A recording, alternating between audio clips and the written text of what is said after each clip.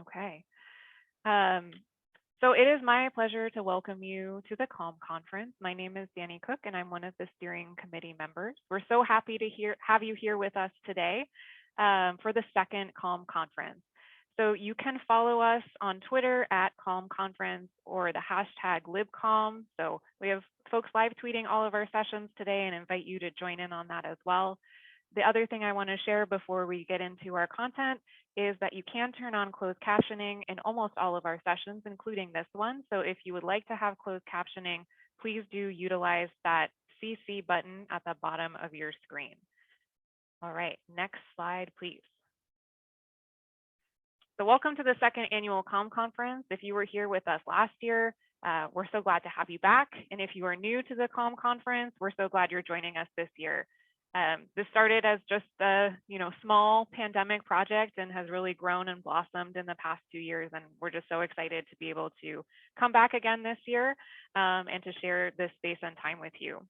Next slide, please. So a reminder that this opening session will be recorded. Because we are in a webinar format, we won't be able to see or hear you, but you are welcome to use the chat. I see lots of folks already in there, as well as the Q&A. And we'll talk a little bit more about that for our keynote session in just a few moments. Our plan this year is to turn around our recordings as quickly as possible so that you can share them with your colleagues while they're still top of mind. All right, next slide, please. So I want to begin today with a land acknowledgement. So the Conference on Academic Library Management would like to acknowledge the Indigenous peoples of the land we occupy. While we are meeting in a virtual environment for our 2022 conference, we acknowledge the importance of the land which we each call home.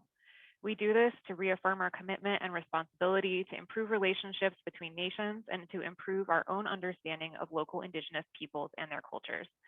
We need to learn, protect, and honor the history and people of the places we each individually live in, and honor the lives of all who have endured and continue to endure settler colonial oppression and white supremacy. We acknowledge the harms and mistakes of the past and the present, and would like to recognize the professional positions we are in or aspire to and their role in trying to move forward in a spirit of reconciliation and collaboration. We encourage you to move beyond acknowledging the land toward learning the stories of the people whose lands you inhabit, and then taking informed action by supporting organizations with material resources that advance the present and future empowered thriving of Indigenous peoples. So we ask you to please consider exploring the Land Reparations and Indigenous Solidarity Toolkit and making a donation to the Indian Land Tenure Foundation or another Indigenous-led nonprofit. And you can find links to those places on our website in the land acknowledgement. Next slide, please. So as I mentioned, this is our second year of the conference, completely volunteer run, and we learned a lot. Last year was our first conference that we had put on, and we're happy to share some improvements for this year's conference. Next slide, please. So the feedback that y'all provided to us last year led us to a number of changes this year. So firstly, we have an extra keynote event in the middle of the week that we are really excited to share with you. Keynote speakers that y'all recommended either through the feedback form or on Twitter. We were able to actually have SCED for the conference schedule this year, which I know has been a little bit of a last minute challenge for some people, but I think overall, hopefully we'll see an improvement. We'll be grateful for your feedback on that. We heard that we emailed a lot last year. Our communication has been streamlined for this year. We are planning breaks between every session. We heard last year that it was really hard to go from one to another, so there's a 15-minute break between every session. If you haven't joined our Discord yet, we definitely invite you to do so. It's an additional opportunity for you to connect with other attendees. And we'll also be creating resource lists for each session and a new OSF site for all of the conference materials. Last year, we were so grateful for everyone sharing so many great resources, and we're really glad to be able to collate them this year. We're going to have live captioning available in every session for accessibility, except in our discussion groups. And we do have a new conference hashtag LibCalm. That way we don't get confused with the Canadian Agricultural Association like we did last year. And then finally, we do have swag. We heard that y'all would love to show your love for CALM, and we really appreciate that. So we have stickers and a bookmark heading your way. And if you haven't received them yet, you will in hopefully about the next week or so. Next slide, please. So from last year, we kept things that we thought were core and important to this conference. So registration has remained free thanks to our institutional sponsors. We've continued to have a focus on practical person-centered management practices. I think that's why y'all are here. We've kept the discussion groups in the middle of the week, and we'll be talking a little bit more about that in just a moment. And then finally, this is a volunteer-run conference, and we really appreciate and are grateful and couldn't be here without the dedicated conference volunteers who made this happen. So just again, a huge thank you to everyone who has been a part of this conference, and we welcome you again. And with that, I'm going to hand it over to my colleague, Monique. So my name is Monique Clark, and I'm a member of the steering committee. We'd like to take a moment to recognize all of our volunteers who put a lot of time and effort into putting the conference together over the past several months. This conference would not have happened without their support.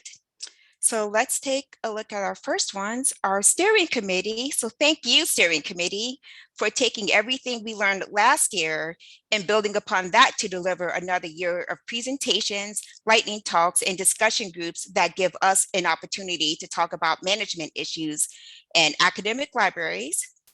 Thank you, programming committee, for your work with soliciting the conference proposals, organizing the proposal reviews, and developing the ideas for the discussion groups and moderating the conference sessions. Thank you, Tech Committee, for delivering the tech training sessions and for providing technology support for the conference. Y'all did an awesome job a couple of weeks ago, so I just want to give that shout out. Thank you, Logistics Committee, for figuring out SCED and Eventbrite and for reviewing our code of conduct. Thank you, Communications Committee, for generating excitement about the conference over social media and for making sure that our attendees and presenters receive the latest information from the conference organizers. Special thanks to Melanie Bach for setting up our Discord server. And thank you, Web Committee, for making sure that our website is up to date and functioning. Thank you, Resources Committee, for organizing the information shared by our presentations and presenters and attendees. And last, but certainly not least, thank you to our many proposal reviewers for shaping our conference by reading and providing feedback about the submissions. And now I'll turn things over to my colleague, Jennifer. Hi, everyone. My name is Jennifer Knievel. I'm also a member of the steering committee. We want to take a minute to thank our sponsors. We were once again, as a conference, committed this year to recruiting sponsors who are not vendors, but instead are academic libraries. Next slide, please. We want to start with our Keynote sponsors. We have 12 Keynote sponsors. These are the first 6. Go ahead to the next slide. And these are the second half. These 12 sponsorships allowed us to add the keynote in the middle that Danny mentioned, and to invite some pretty big names. So we are very excited about for our keynote presentations this year. So thank you to our keynote sponsors. Next slide. An all virtual conference requires a whole lot of Zoom. So we wanted to thank these 4 Zoom sponsors who help us keep everything accessible online. Next slide. And speaking of accessibility, these 4 accessibility sponsors are responsible for helping us provide the captioning that we mentioned that's going to be available in all of our sessions this week so that everybody can read what's being said. Next slide. We want to thank University of Oregon, who is our swag sponsor. Danny mentioned that, so if you have not seen your swag yet, make sure to check your physical mailbox for something fun. Next. The Colorado Alliance of Research Libraries has sponsored our Sketch software. This was one of the most common requests we got last year, so we're really hoping that, that you're liking it, and we look forward to hearing your feedback about that for next year too. And last but not least, our infrastructure sponsor is UC San Diego, who has helped us manage all of the money, all of the invoicing, and a whole bunch of the other business needs of our conference. So many thanks to all 23 of our academic library sponsors for enabling us to offer another free, online, fun, and accessible conference. And now I'll turn it over to Moya for a few reminders. Thanks, Jennifer. Hi, everyone. My name is Moya Kirker, and I am also a steering committee member. And so I'm just going to go over some logistical reminders for the week. So next slide, please. All right, so you will be getting an email from Sketch at the end of every day with session evaluations. Please provide us with your feedback. It's really important for us and for the presenters.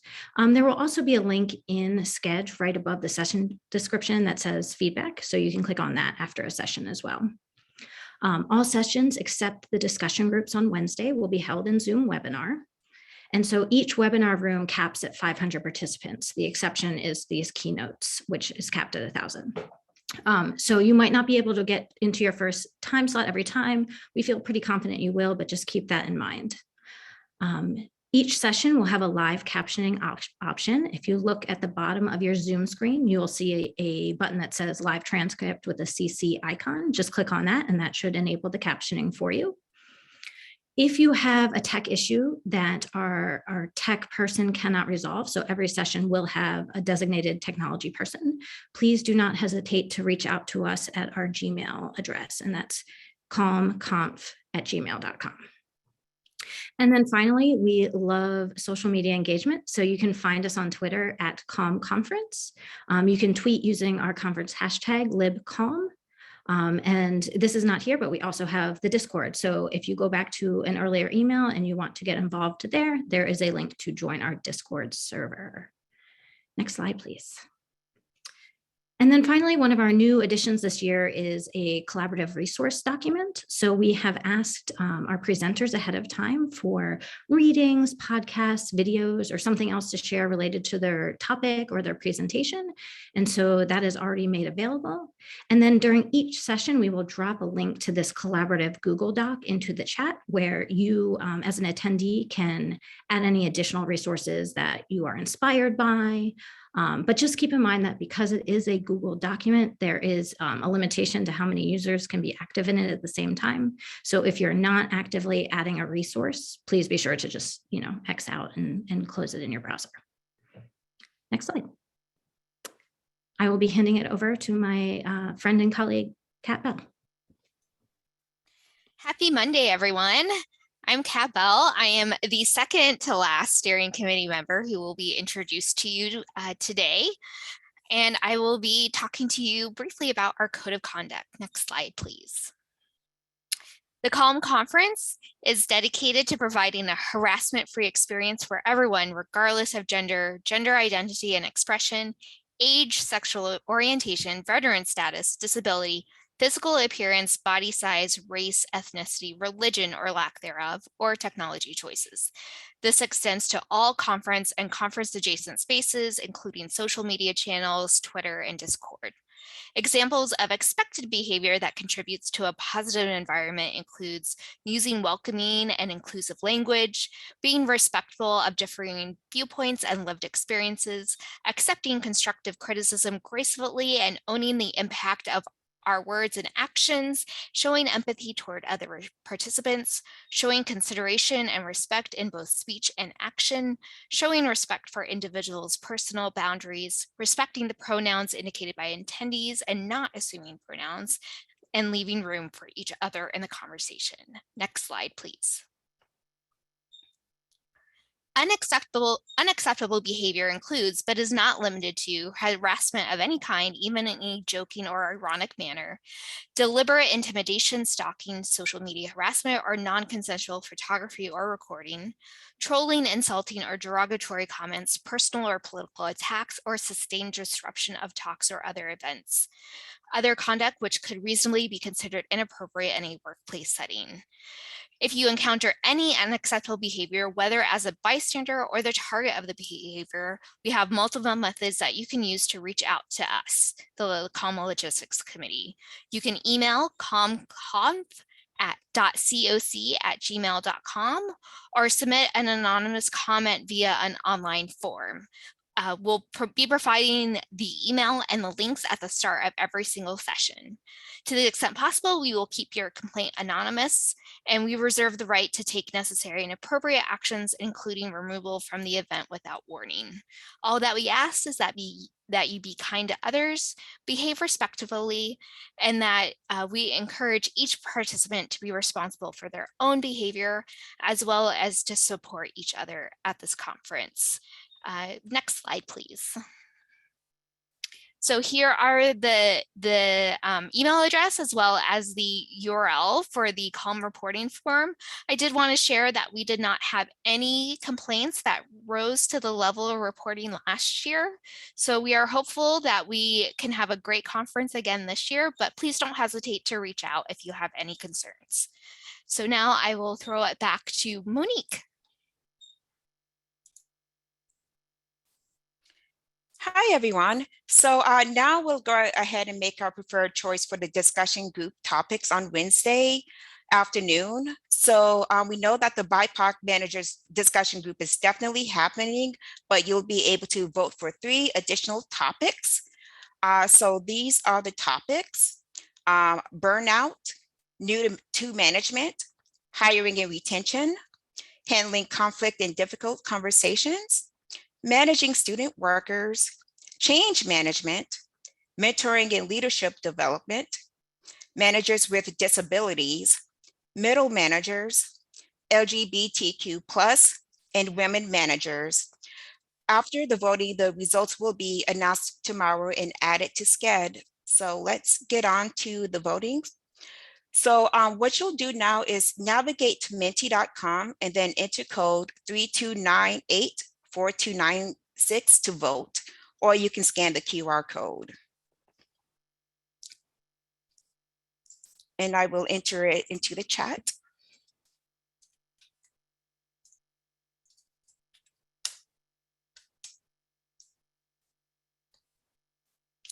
And we will give everyone just a minute to vote.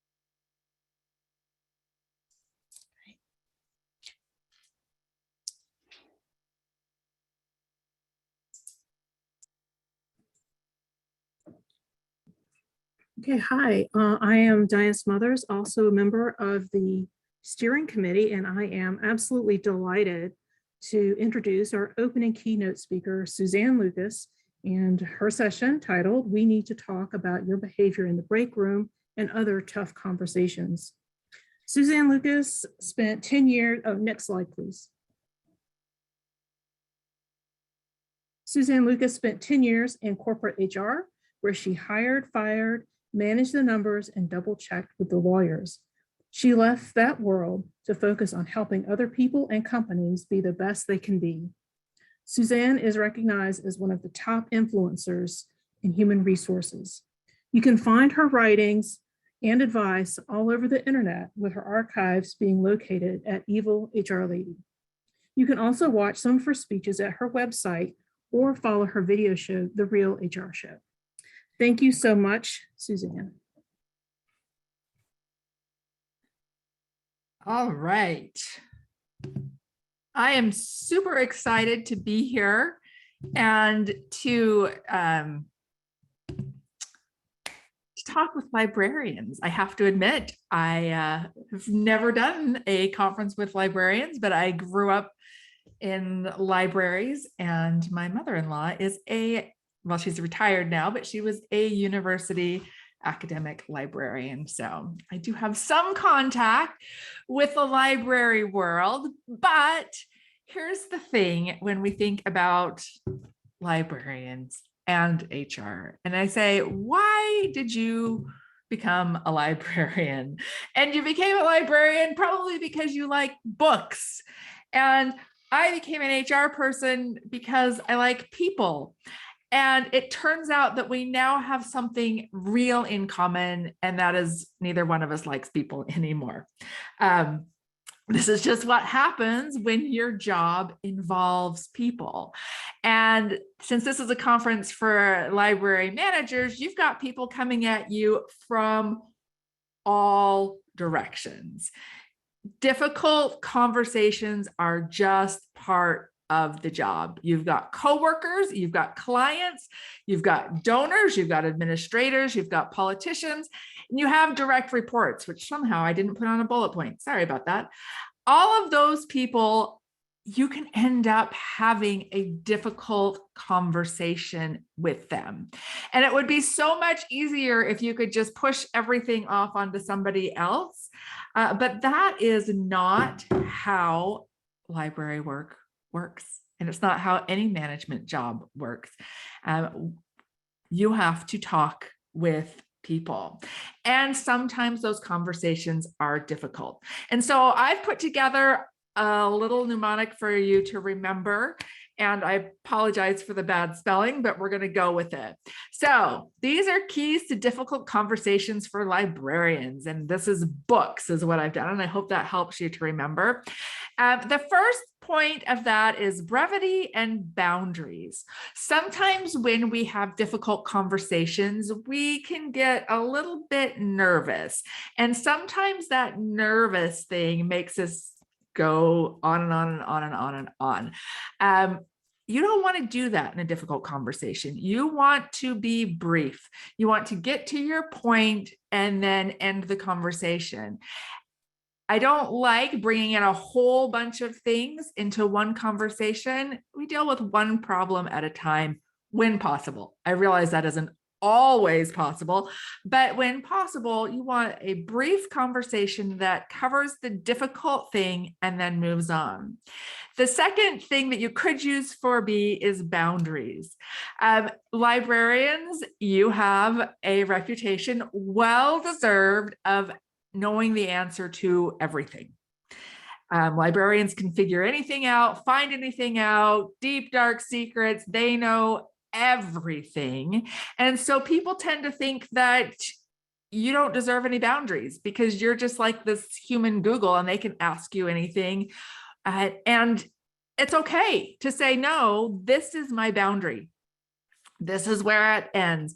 And, you can't know about my personal life or whatever you want to keep that boundary at, or this is the scope of my job. I am an academic librarian that works with people working on PhDs in political science. That's my boundary. Don't ask me anything about modern literature. That's a different department. I have a boundary, and you can do those. So that's our B, either brevity or boundaries, or both.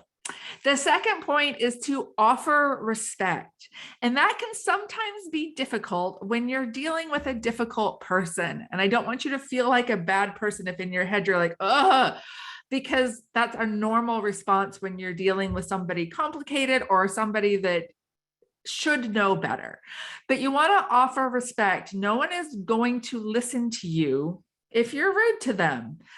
They may videotape you and put you on TikTok, which you don't want, but they're not going to change their behavior unless they feel like you respect them. And this is a really important part of setting boundaries and giving feedback and having difficult conversations. The next O is having an open mind. Sometimes we go into difficult conversations where we know the answer. We know what the problem is. I am here to tell you, here's the problem. Here's how you fix it. In, out, done. That sounds great, except sometimes you don't know what the problem is. You may see a symptom and you may think you know how to fix that symptom, but if you don't address the underlying problem, then you're going to fall into this pattern where the person doesn't feel respected and the problem doesn't get solved. So make sure you walk in with an open mind. The next is a clear focus. And I know it's spelled wrong and I'm sorry about that, but I couldn't come up with this a synonym for clear that started with K in real life. So sorry about that. A clear focus. Like I said, when you go into a conversation, you're going to make it brief and you're going to make it focused. You want to make sure that you are focusing on the issue at hand. You don't want to address everything under the sun. You don't want to bring in all of these different things. You want a one focus, something that is clear. When your employee or your coworker or your administrator walks away, they should be able to say, that was a conversation about X. That's very important in having these difficult conversations. And the last one is sandwiches. Avoid the feedback ones. Now, you've heard about feedback sandwiches where someone says something nice, here's something you're great at, here's something you need to improve at, and here's something nice again. It seems like a really good thing, but let me tell you, it's not, because what it does is sets up people to think you're only going to compliment them, you're only going to give them positive feedback if you also have negative feedback to give. And so you don't want to have that. An example of this came from a coworker of mine. She sent me this email and she starts out with, Suzanne, I just want to tell you what a great mom you are.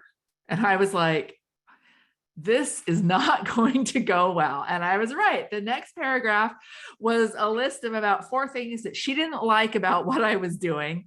And then she closed out again with a reference to what a great mom I was. And I thought, oh my gosh, she couldn't think of anything professional to say nice about me. She just went with, oh, you're a good mom. Don't do that. It's horrible. And I knew she wasn't sincere in her offerings. Absolutely, positively give good feedback, but give it in the moment. Don't save it up so that I can say something nice, something bad, and then something nice again. People don't like that feedback sandwich. So those are our things. We're going to remember this throughout this. Brevity and boundaries, offer respect, have an open mind, have a clear focus, and avoid the feedback sandwiches. So we're going to refer back to some of these as we go through some examples. And I thought everyone needs a system to handle difficult conversations. And so I've created one for librarians, and that is the Dewey Decimal System of Managing Hard Conversations. Now, as I said, I'm not a librarian, but way back when in my elementary school, we had to memorize the main codes for the Dewey Decimal System. I have now forgotten all of those, but I was able to look it up, and they're still as awesome today as they were back when I was in 7th grade and had to memorize those. And so I'm going to go through with some examples from each one of these so that we can prepare and do some hard conversations. So let's start with 000, computer science, information, and general works. Now, a conversation that you may have with this can be, excuse me, sir, but you can't watch porn in here. I would like to bet that none of you have had to deal with this at the library, but I'm willing also to say I'm sure all of you have. Now, your library rules may be different and maybe allow it, fine. I'm not here to judge. I'm here to talk about difficult conversations. One thing in the world of HR, porn is not allowed in the workplace. There is too much with sexual harassment, and it's really easy as an HR person to say, you're fired, right? But it's not quite so easy as a library, because some of the people perhaps watching porn in your library are not employees, but are patrons. And so it might become a little bit more difficult to have a conversation with someone about what they can and cannot do. But let's go back to these boundaries. So brevity. Of course, you don't want to walk up to somebody watching porn and have a long conversation about what they're watching. That's not so great. The offer respect can sometimes be difficult in this situation, but it's something you need to do. The open mind. For all you know, it can be a course that they are taking. That is important for them to see that film. There are universities that offer courses in pornography. They have to watch it somewhere. It may be in your library. Keep it on a clear focus. Focus on what you have to say. Is it you can't watch that in here, or you need to go into another area or something like that? Keep in mind, and I'm going to speak from a legal perspective from the United States. I realize we have people from a variety of countries, but this is from the United States, is that you don't have to see it in your workplace. And you as a manager need to ensure that your employees are protected from that if they wish to. You can have a policy that people can watch it within the library, but if you have an employee that does not wish to see it, you as a manager need to keep them protected from that. So this can be a difficult conversation. You can do this direct, excuse me, sir, but you can't watch porn here. This can be a full statement and you're done. Or you can say, excuse me, sir, but you can't watch porn here. You need to be over there. Or is this related to a class? Speak clearly, try not to get flustered, and deal with whatever your library policy on that is. If you're uncomfortable with your library policy, then you can have a conversation with your manager or your manager's manager, and to create a new policy that helps keep you in place. The person to take it out on is not the person who is watching it or your direct supervisor, unless they're the one that made the policy. This is something that is very important in having difficult conversations, is having the difficult conversation with the right person. You can complain all you want to your coworker, but if they're not the person with the power to change it, it doesn't matter. You can waste your time doing that. Go to the person that you need to have the difficult conversation with, and have that difficult conversation. Now, there are some really cool phrasing that you can use in this type of a difficult conversation.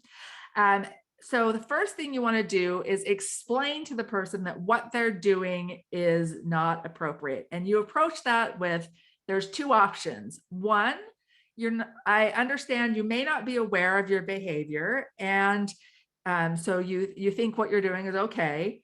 Or two, they are aware, and I'm bringing it to your attention so that you can work on correcting that.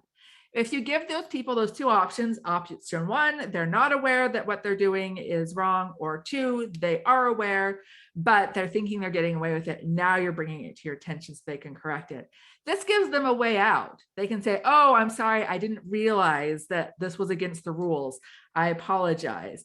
And that way it saves that confrontation, and it helps you with keeping that open mind. Maybe they don't know that this is not appropriate at this time period. It's a great way to approach these difficult conversations. But once you've had that, then any follow-ups, if they don't change, are much easier because they've had it clearly explained to them. Let's go on to the next one. Philosophy and psychology. We need to talk about why you are late so often. In the world of the pandemic since 2020, so many people went working from home, even librarians, but not every aspect of a library job can be done from home. Some have to be done on site, as you all know. And so sometimes that means when you come in and when you leave are actually really important. And this is a conversation that almost every manager has to have with their employees. Sometimes people will start coming in later than they should or leave earlier than they should. And you can get this situation where you have to have this difficult conversation. We need to talk about why you are late so often. And you may say, well, that's not a difficult conversation. All I have to do is say, hey, Jane, you need to be on time. But let's go through our book thing. Brevity and boundaries. Brevity, that's easy. We need to talk about why you're late so often. But boundaries, think about that. Why is it that it's a problem that Jane is coming in late? It's not just because you're a clock watching old lady that just wants to be angry at everybody and have control over them. Maybe it's that something can't open until that person is there, or there's not enough people behind the desk, or something, you need somebody to be in special collections. There are things that aren't happening because that person is there. And sometimes that means it falls on you. A lot of academic libraries, of course, are not open 9 to 5. They're open much later, far more hours. So someone not coming in on time can mean somebody else can't leave. So you don't want that person to be stomping on your boundaries or the boundaries of their coworkers. So think about that. Then offer respect to them. Don't call them, incompetent, lazy, whatever. That is not the way to get someone to change. And you've seen these on the internet with companies being like, nobody wants to work anymore. All these millennials are so awful. And you think, gosh, millennials are turning 42 this year. So I don't think they're the awful part. And if they are, they're not changing by the time that it rolls around. So do you want to have this open mind? Maybe there's a reason why this person is so late. And maybe there's something that you as a manager can do to help. A lot of times people have things going on in their lives and they don't want to share with you, and that's fine. That's their boundary, right? Nobody's obligated to tell you about whatever. But if you can approach this with an open mind, you can have a conversation that is productive. So you say, hey, Jane, we need to talk about why you were late so often. And then with your respect and an open mind, let her explain. Now it could be, oh yeah, I just keep oversleeping and I keep hitting my snooze button. All right, you need to fix that. But you might also want to say, well, hey, is the morning shift not best for you? Because it turns out that people that are night people aren't lazy. It's just that their body clocks are different. And so maybe she should be working on the closing shift and somebody else would like to come in on the morning shift, but you won't know if you don't ask them. It can be that she takes public transportation and it's been really difficult, or she has to drop her kids off at school and she can't do that until this time. And so she's no way to get into work before that time. Whatever it is, once you know, you can have a solution. You can work together. Now, it's possible, of course, that there is no solution, that it's just this hard boundary. You have to be in on time. And if you can't, then we have to replace you. But that's not usually the case. Usually there is a solution. And usually there is something that you as a manager can offer to that person, or maybe just they need some encouragement and some understanding of your boundaries and why their behavior affects someone else. And that can often solve that problem. But it's really important to go in with that open mind and clear focus, even on something that you think is so basic. Why are you late? You need to be on time. But listen and find out what is going on. Let's talk about religion. With thanks for letting me know you'd like a religious exemption from the COVID-19 vaccination. Now, as I said earlier, when I'm talking about laws, I'm going to be talking about the United States. I'm not terribly familiar with other countries' laws around religious exemptions, but this is an example of a conversation that can be quite difficult to have. But here's the best part about this. You don't have to have this conversation. And that might seem like a cop-out, like, oh, I should be talking with my employees. If I have an employee that says I want a religious exemption from this mandatory COVID-19 vaccination, I should be the one to talk with them.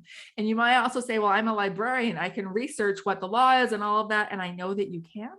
And I've seen it with my own eyes. Like I said, my mother-in-law was a university librarian, and by golly, she could find out anything. You're capable of doing it, but this is not your responsibility. Sometimes with a difficult conversation like this one, the solution is, thank you for letting me know. and you need to go talk to someone in human resources. Now you can facilitate that conversation. You can find out the name of the person, the contact information for the person, or whatever need be. But you can pass that off to someone else. It is not your job as a manager to evaluate whether that is a legitimate exemption or not. That falls on my head, the HR person's head. And they should have a process. If not, tell them to contact me and I'll get a process for them in place. They should have a process by this time in the pandemic, but they should have a process and they can deal with it. And you don't have to have that difficult conversation. And I realize that this talk is supposed to be about having difficult conversations, but this is part of having difficult conversation. It's knowing when you need to step back and say, this is not something that I'm responsible for.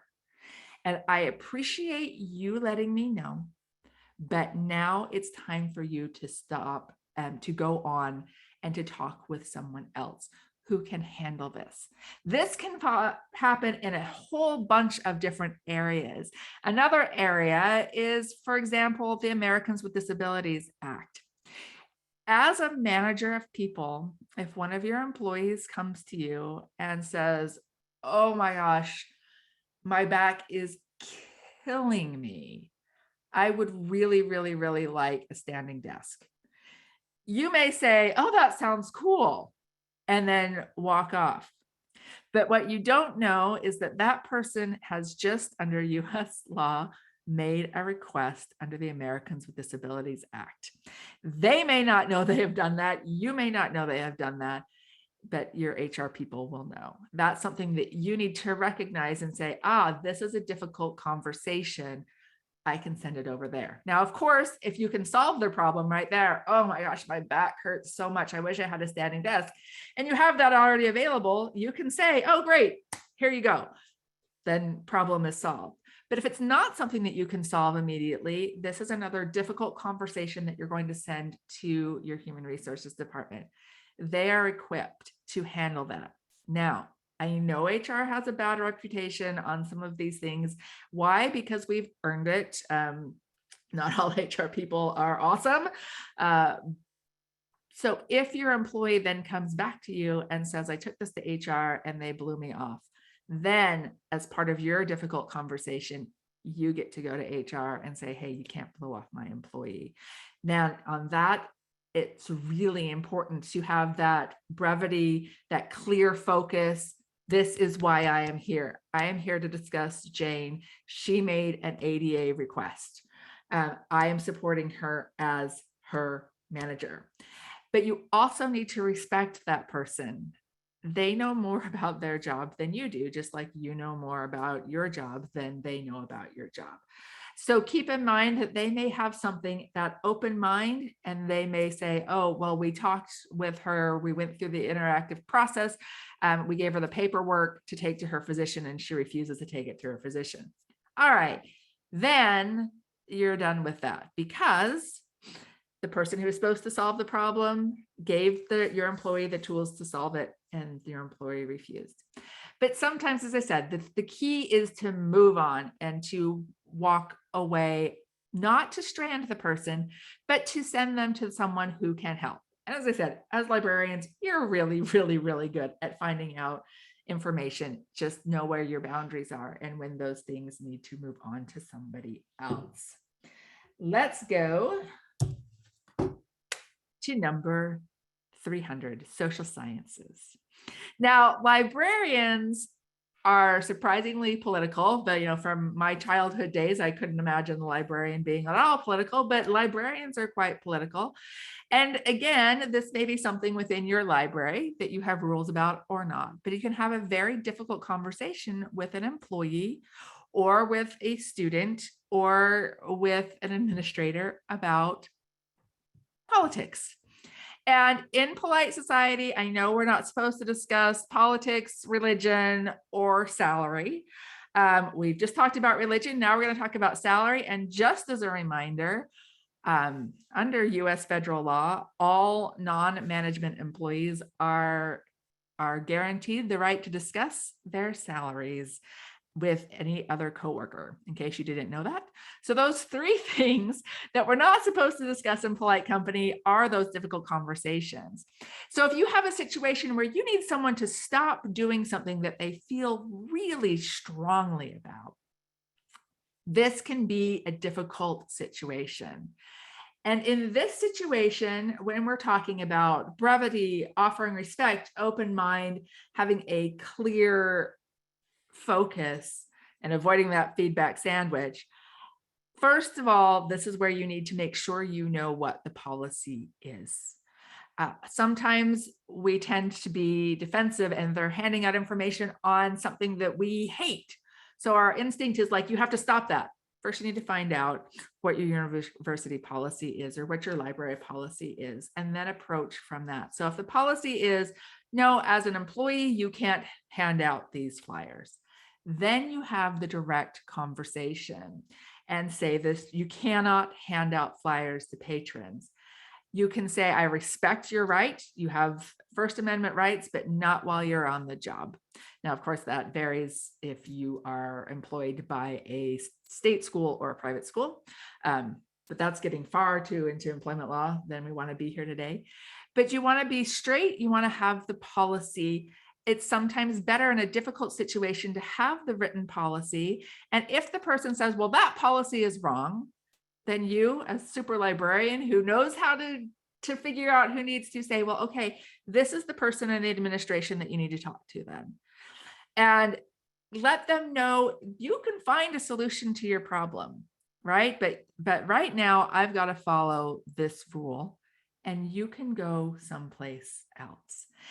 And this is one of the beauties of keeping to this brevity, often respect, having an open mind, and being clear on your focus, is that your job is to deal with this problem at hand and to listen to your employee and make sure your employee feels heard.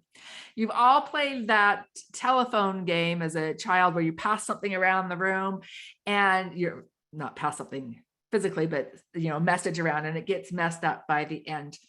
And that happens because people are not listening clearly. You want to make sure you listen clearly to what people are saying, and so much so that you can repeat back to them so they feel like you understand them. If they feel like you understand where they're coming from, they're far more likely to accept the negative feedback or the change in behavior that they need to make. If they think you have just made up your mind and you are closed to them, you could then throw in that they're getting a $10,000 raise and they won't hear it because they have shut down. You want to make sure that they know that you are hearing them. It's okay to disagree, and it's okay to say, but this is the rule and you have to follow it. But it's not okay to not listen to them with an open mind, to understand what their needs are and where they are coming from. If you can't understand where they're coming from, it's going to be difficult to be a leader. And this is something that is really, really difficult in managing people. When I had an interview for my very first job managing people, the vice president of HR asked me, Suzanne, why do you want to manage people? And I said, oh, because I have grown in my career. I feel like I can really help. I can really mentor people. And this is true. It's absolutely what I felt. I was like, I want to mentor. I want to help people. And I can help raise the next generation of HR. And she said, Suzanne, managing people is a pain in the butt. And she's not wrong. Managing people is a pain in the butt. And you have to have these difficult conversations. You have to tell people that sometimes they are wrong and they need to change their behavior. But if you can do it and have them feel that you respect them and that you have an open mind about them and what their needs are, that's showing leadership. Anyone can tell people what to do. That makes you a supervisor, but it doesn't make you a leader. A leader understands what people are going through. You may disagree, and if you're the boss, that's fine. The buck stops with you. That's fine. But the thing is to understand where they are going to, what they are going through, and what they need and why they are feeling this way. You may find somebody that wants to do, like in this example, handing out these flyers that they feel really disenfranchised in their job. Okay, then let's schedule a time to sit down and talk about ways that we can help you succeed in your job. Or they may feel just really passionately about something. Okay, what can we do as a library? And perhaps there are some creative solutions, but you're never going to get to those creative solutions until you have that open mind with that and be willing to listen to what they have to do. The next, language 400. Now this quote here, I understand you have a right to free speech, but you cannot decorate all the James Patterson books with your feelings. I did not make this up out of nowhere. This was an actual case in a library where someone had taken all the James Patterson books and had written their feelings about them all over them. I don't know what James Patterson did to deserve this kind of behavior, but there you go. Sometimes people confuse their right to have this free speech and their protection of property and respect for others.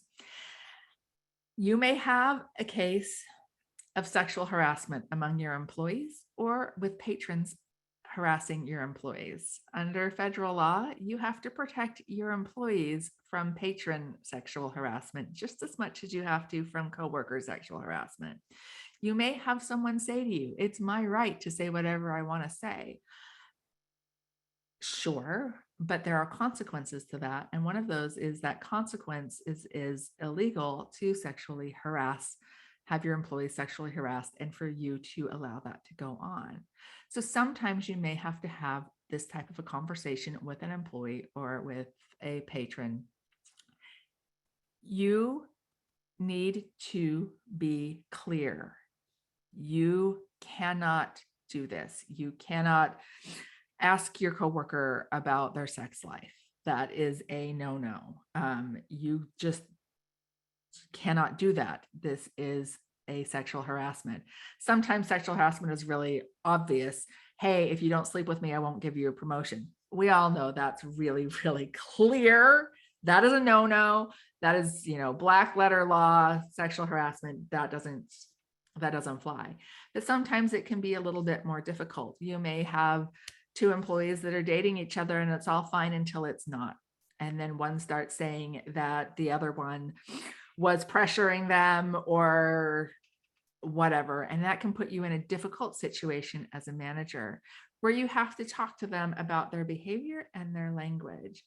And we want to make sure, again, that we stick with this. We're going to have this short conversation. You're going to have your boundaries. This can be a really difficult time to have boundaries, is when you're dealing with behavior such as sexual harassment. This is not about you. This is about the person that you are addressing. This is about respect in the workplace. It can be difficult to offer respect to somebody who you believe has been sexually harassing someone else.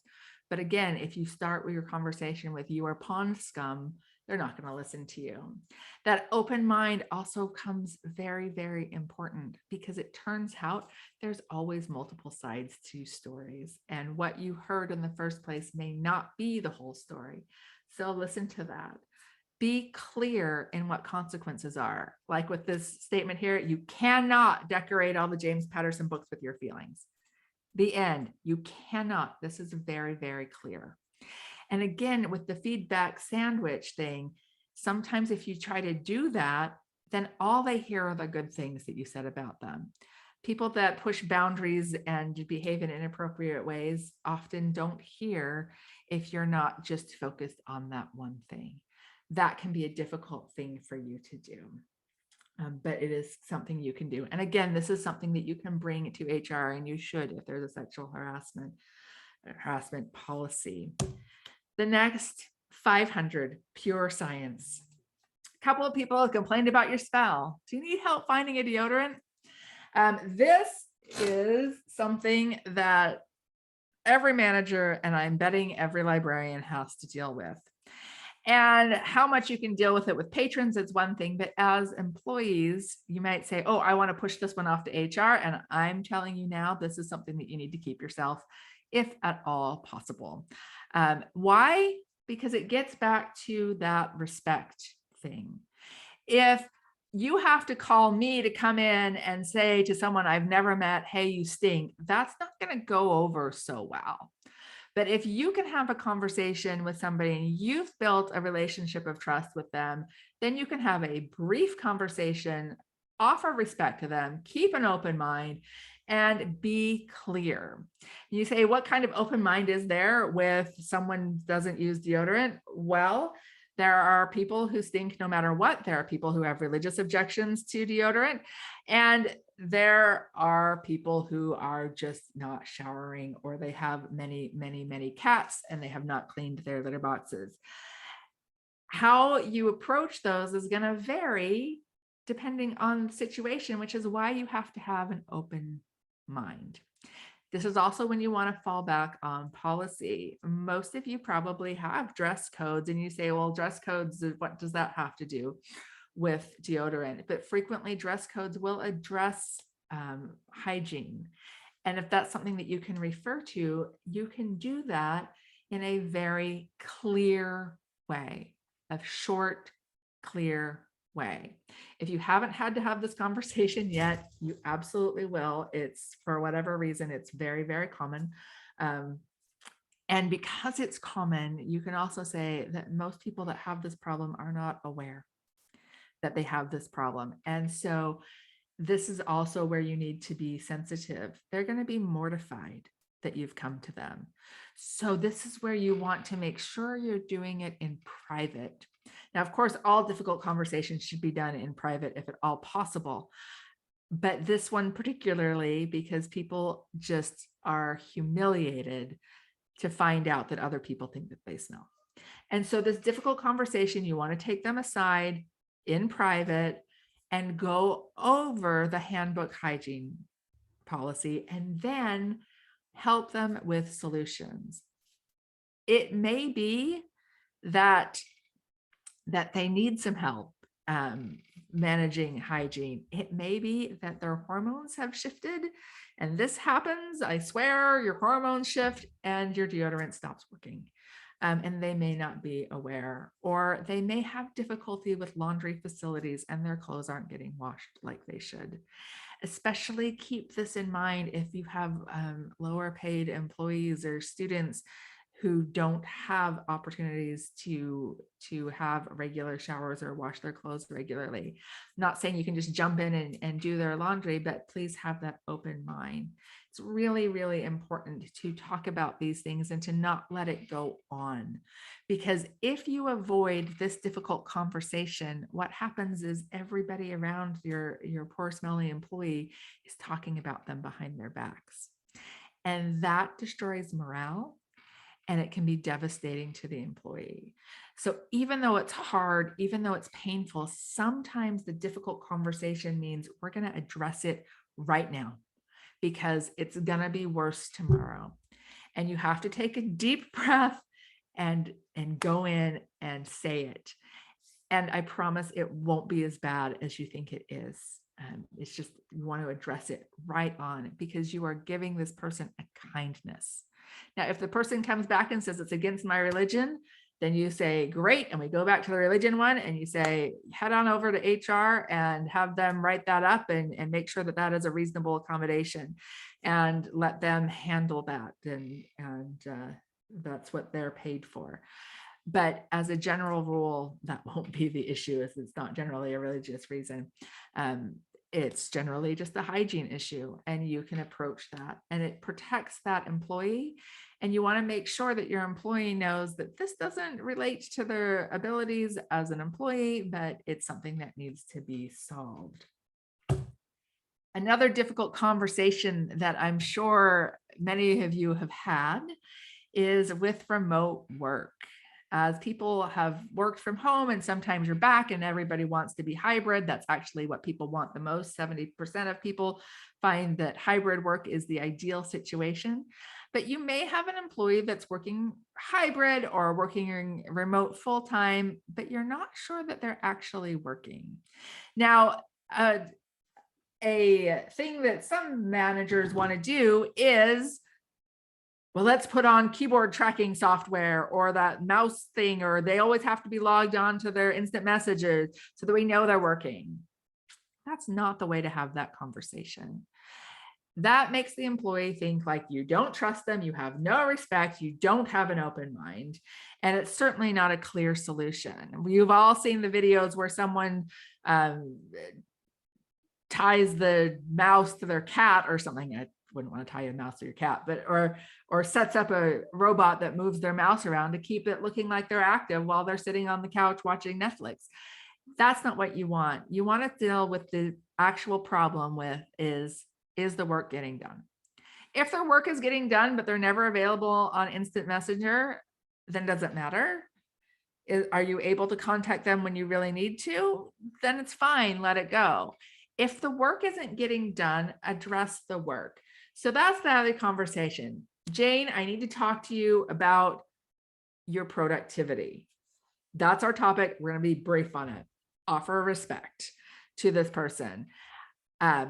We're going to talk about this because I want you to be continue to be a valuable employee. Can you tell me, are you struggling with your workload, or is there something that I can do to help you? Sometimes what we see as low productivity is actually too much productivity spread over too many projects. So nothing gets done, but your employee is constantly working to get everything done. And sometimes that's easier to see when you're face-to-face and everybody is in the library together. It can be really difficult when people are at home and you can't see them and you're not sure that they're working on 400 projects. So have an open mind when you go into this and then be clear about it. The issue, Jane, is that your productivity is down. I can help you prioritize, or we can work something out. I can mentor you. You can work with someone else. Can we revamp your things? And maybe the solution is you need to be in the library. And that is not a rude or offensive thing. Some people are 10 times as productive from home, and some people are 10 times as productive when they're on site. That's okay. That is absolutely okay. We are all different. And sometimes that might be the solution, but focus on the work product and not on, let's install a keystroke monitor, which several employers were doing at the beginning of the pandemic. And hopefully they've all stopped on that. But that is something that's conversation you're very likely to have. Another one is around vacation. 700 arts and recreation. I'm sorry, but I can't approve your vacation. The reality is a library needs people to run, and academic libraries have times when they are busier than times when they are not as busy. I suppose around the end of semesters when everybody is scrambling to get their papers written, then they are busy and you can't approve vacation. But again, you're going to approach this with our book model. You need to be brief. This is our thing. I can't approve your vacation. I'm sorry. Just the act of saying that tells them that you're offering respect to them. If they come back with, oh, but I really need it, keep an open mind. That may be a real reason. If somebody their sister is getting married, you really don't want to be the boss that says, no, you have to miss your sister's wedding. You don't want to be that boss, and you're going to find some solution. If they are just like, oh, well, I was going to clean out my basement, you know what, then you can do that next week. And it may just come down to you can't, but listen to them, help them feel heard, help them find solutions. Can they trade shifts to get the days off that they want?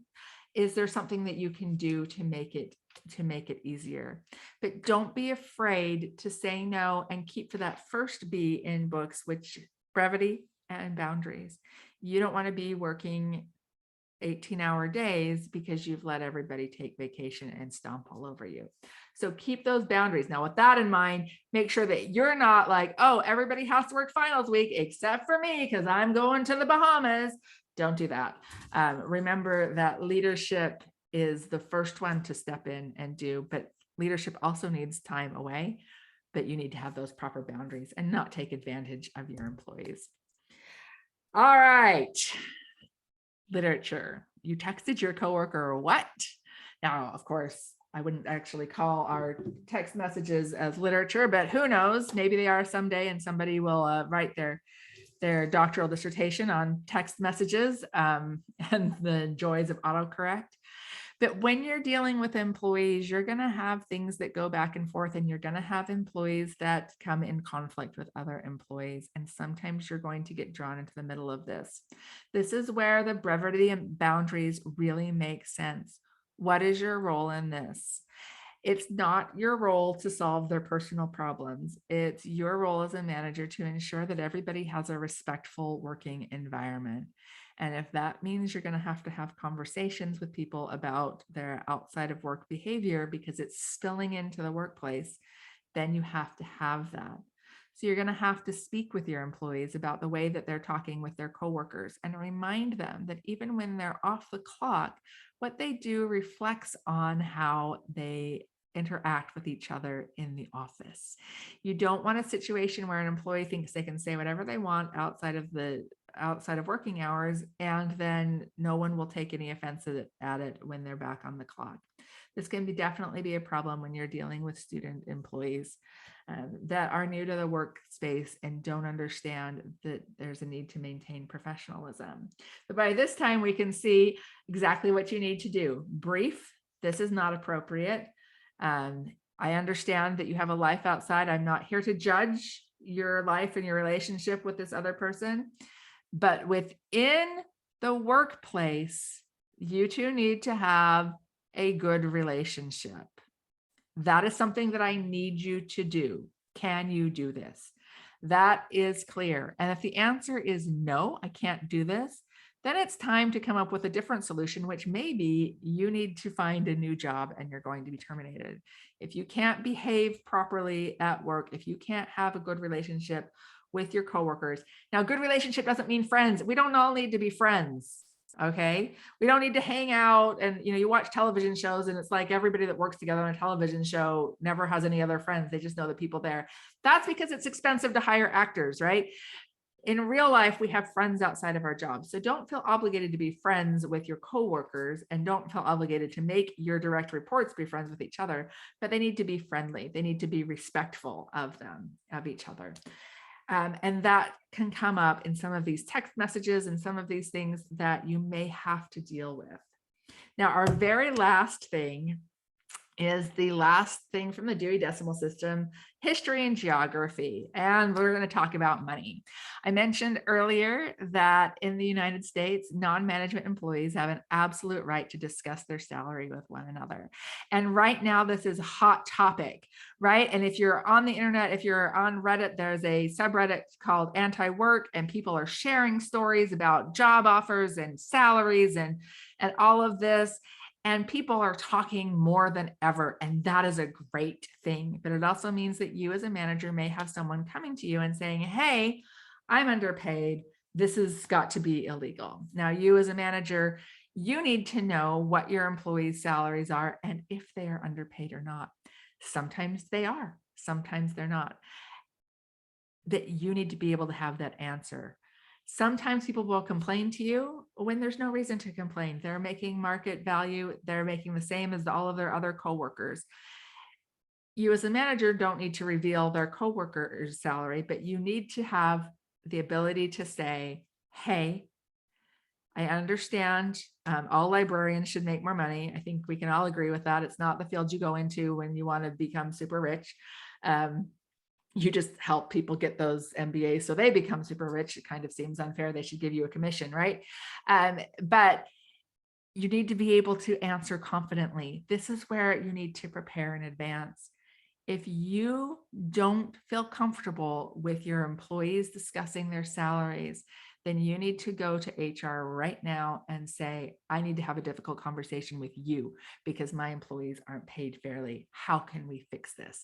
And this is something as a proactive employee, a manager, that you can do so that when someone comes to you, you can say with a surety, no, your salary is correct. I have been monitoring it.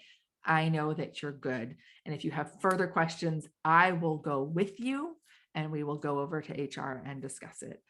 These things, having this knowledge, having this preparation, and being firm in what you know. The problem is so many managers do have employees that are underpaid and not paid fairly, or things happen and somebody transfers from another department and they're paid more and everything is a mess. This is why you need to deal with this before the problem starts.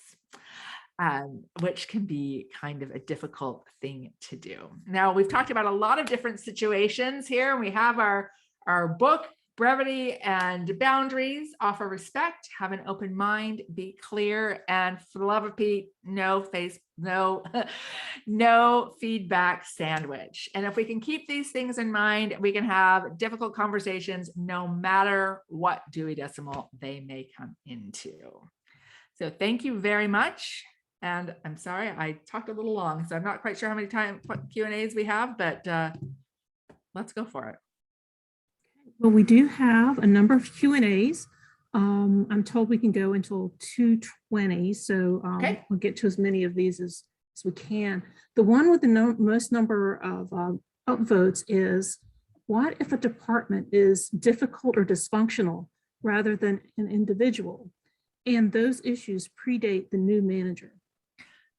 This is so frustrating when you come in as the new manager, or you're just the employee and there's a new manager and we're going to solve all of these problems. There are definitely department dynamics. If you're trying to fix it, let's assume that you're the new manager and you want to fix it. The first thing you want to do is break it down. What is causing the dysfunction? And it may be something as simple as the previous manager always made other people take the less desirable shifts and people were miserable, or she arranged the schedule in a rotten way.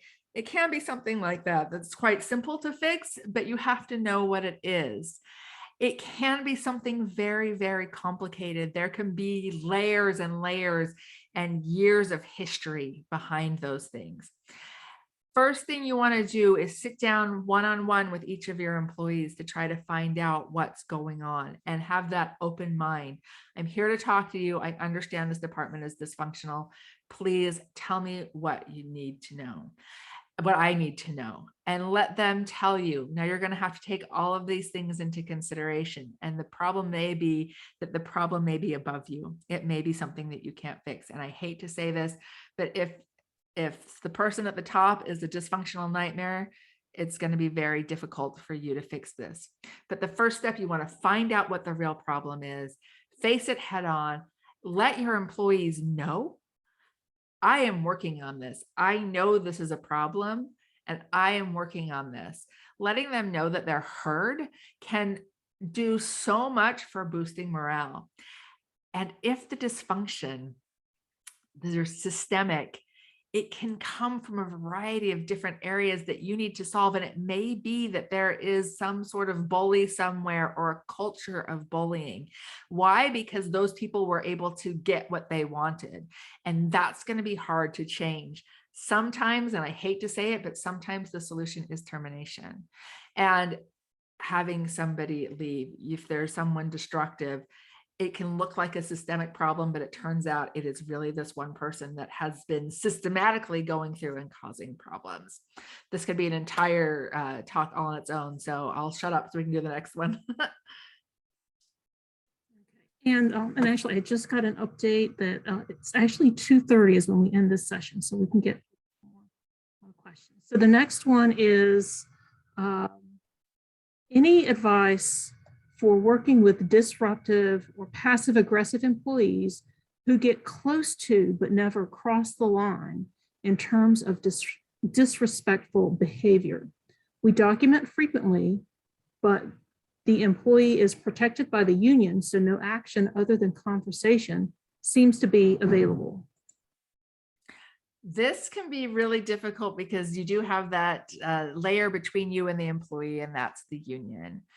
And the question is how close to the line are they coming? But my favorite thing to do with passive aggressive behavior is to say to your employee and say to everyone, from now on, we're going to believe what everyone says when we ask feelings or, you know, what someone wants to do. So you have someone that's like, oh, I never get to do that, or I always have to be the one that does this. That kind of language you just ignore. So you say, you're in a staff meeting, you say, okay, who wants to do this task? And someone says, oh, you're never going to pick me. All right, we're going on. You're not volunteering for it. We're going to go on, and we're going to take what you say at face value. And that may seem like obvious, like we've always done that, but you don't. What we do is we read into people's emotions and allow them to manipulate them. And the passive aggressiveness is really strong. Think of your like eating dinner, and you've made this beautiful dinner for your in-laws, and your mother-in-law says, do you have any salt? Now, what she really wants is for you to pass her the salt, but she wants to insult you at it while you're at it. Do you have any salt? The correct answer to that when you're fighting a passive aggressive person is to say, yes, I do have salt. And then that ends. Make them come out and say, please pass me the salt. And if you start doing that, you will train your passive aggressive people to speak what they mean and mean what they say. Instead of saying, do you have any salt? Or I never get to do this. Teach them to say, I would like to do this. So don't give them rewards for being that way. And that can be really, really hard because we're trained and society wants us to avoid conflict. And the way we avoid conflict is by giving in to the most annoying person. We just keep the annoying person happy and everything is fine, right? But if we can instead say, okay, you're the annoying person in your head because we're going to show respect, right? We don't want to say, you know, Kate, you're so annoying, but just don't respond to that passive aggressive behavior. Let me know if you want to do this. And then if they say yes, reward them with that. Don't reward with the passive aggressive behavior. Now, as for dealing with the union, unions can be a great thing and really help employees, but that does put that layer between you. A conversation I would like to have with someone that is using the union as a protection is ask them what their goals are. What do they want to accomplish in this job? And you may find out from that they don't know and they feel lost, and what they need is a mentoring. Or you may find out they don't have any goals. They just want to come to work and do the least bit of work possible and get paid. Dealing with that can become very difficult if there's a union preventing any of those things. But you're on the right track when you write things up and document. Because if you eventually need to terminate someone who is unionized, you're going to need a foot of paperwork in order to achieve that. Work closely with your human resources department to keep those things documented and to make sure that you're doing everything to keep your I's dotted and your T's crossed. But often it's easier to fix the problem than it is to terminate the employee in that kind of situation. And you can do that through a lot of training. And if you're thinking, how do I train? Think about how you train your dog. You can't explain things to your dog. You just reward good behavior and ignore bad behavior. And that is a trick that you can use to help train your employees that are behaving poorly when you don't have the tools that you would have in another environment. Okay, thank you. The next question is, what about being on the receiving end of difficult conversations? For example, I'm a middle manager and my boss is not good at having these difficult conversations with me. This is truly difficult. I totally respect this question because first of all, none of us like to receive negative feedback. And secondly, most people don't like to give negative feedback. You have the stereotype of the boss that always wants to yell at you, tell you what's wrong. Well, oftentimes they don't want to give it either. And so what they do is give bad feedback, or they wait till they're angry to speak up. You can be proactive about this if possible, and say to your boss, let's have a regular one-on-one meeting where we can go over these things. You can help direct, you can restate, and say, are we focusing on this?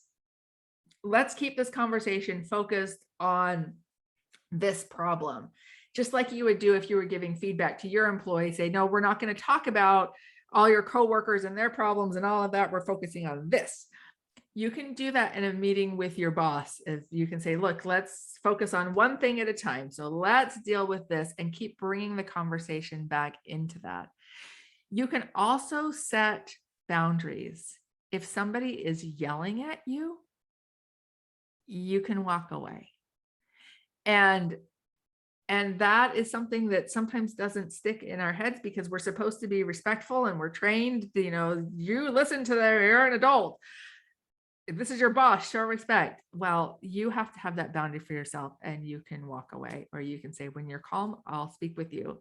And yes, may it result in someone really throwing a fit and perhaps terminating you? Yeah, it can, but most likely they'll learn to respect your boundaries, because nobody deserves to be treated like that. I get emails from people that tell me about their bad bosses. I've been with the same boss for 15 years and he's so abusive and awful. And I'm like, if he was your husband, you would have divorced him. Why are you staying with this person? Set your boundaries, walk away. You can't yell at me. I'm an adult. I'm not going to take that anymore, and walk out.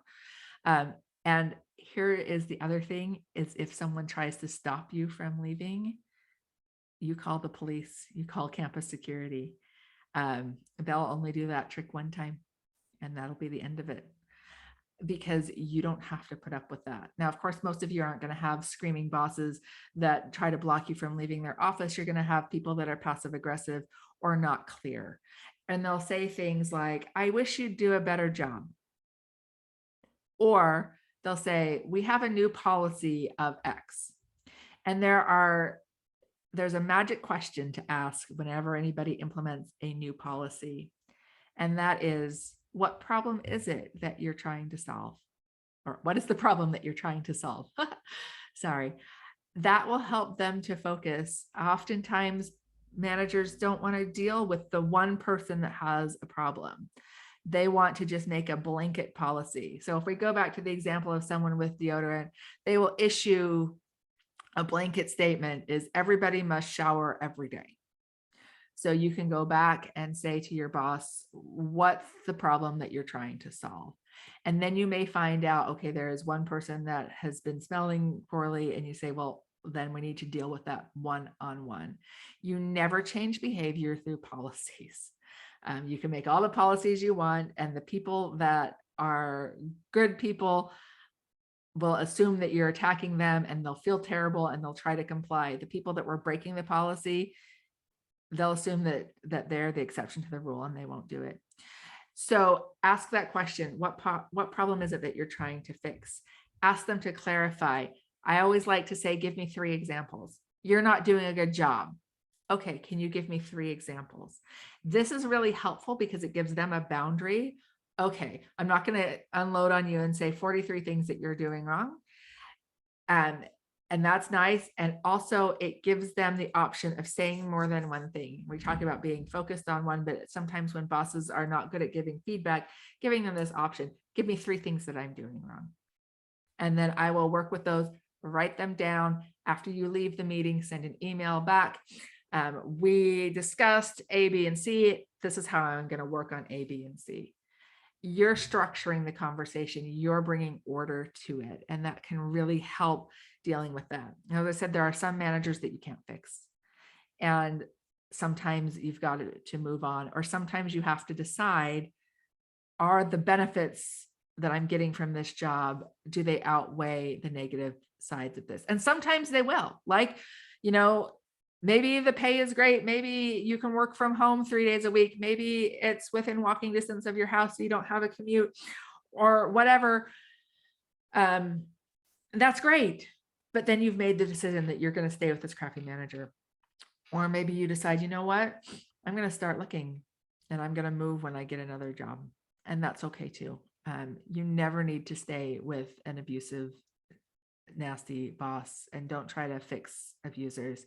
If they're breaking any laws, do report them to HR. And if HR doesn't handle it, because I know sometimes HR is not very good, you can also report it to ethics committees or whatever you have at your university, and let them know what is going on as well. Even if the problem is not solved, it's been documented and you are protected. You should have whistleblower protections in your jobs. Most states do, in which case, if you're bringing illegal behavior to people's attention, you should be protected by that. I think we might have time for one more question. We're at 2:27 right now. Sorry, I'm so long-winded. No, thank you. This is great. How do you deal with a team when some team members have different levels of contribution? How do you balance accommodation with the perception of inequitable workload? It depends on why the workload is inequitable. Is it inequitable because Jane is a director level and we expect her to do more than Steve, who is entry level? Or is it inequitable because Jane takes all of the fun projects and leaves Steve with the nasty projects? Or is it inequitable because I, as the manager, know that Jane is a much better performer, so I'm just going to dump all this work on her and I'm going to ignore Steve, and tolerate him because I don't want to deal with the problem? So that's our first thing to establish, is why is it inequitable? And then sometimes it's inequitable. It looks inequitable, but it's not. Maybe Jane has negotiated as part of her salary package that she's only going to work 35 hours a week. And so naturally she's going to be doing less work than someone else who's working 40, but somebody else may not know that. Jane may have an intermittent FMLA situation where she needs to go get dialysis. And so she's gone 2 afternoons a week. And that can be something that you're dealing with. So it's really going to depend on what those things are. If it's something like FMLA or the Americans with Disabilities Act or other medical things, you cannot run around the department telling people. People will say, oh, that's a HIPAA violation. It's not a HIPAA violation. It's an Americans with Disabilities Act violation. It's still illegal, but it's illegal for a different reason, if that matters. It's not a HIPAA violation, but you as a manager may be privy to information that other people aren't. So then you'll have to ask that person what they want shared. And if they say, I don't want anybody to know anything, then they don't want anybody to know anything.